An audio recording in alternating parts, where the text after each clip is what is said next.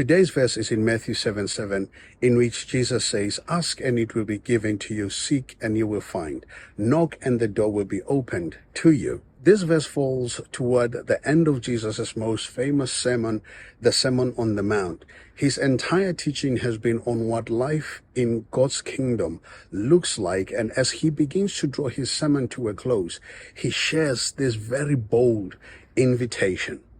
If we are part of God's kingdom people, then we ask God for the things we need and he will respond. We can seek God's presence by his Holy Spirit and he will be with us. We can knock on the door of heaven in prayer and expect God to pay attention. Actually, more than that, to warmly welcome us in. Jesus is describing his attentive, powerful, and present Father, and we are invited to approach him with confidence. What an invitation. All we need to do to boldly live and pray in the Father's kingdom is to follow the will and the way of King Jesus and welcome the work of the Holy Spirit within us. As the Spirit shapes our thoughts and our desires to better reflect God's good will for our lives, then when we ask for something, we hear a resounding yes. And today is part of the Global Week of Prayer,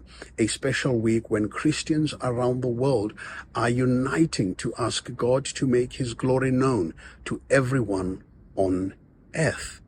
So today, let's accept Jesus' invitation to ask, seek, and to knock with confidence.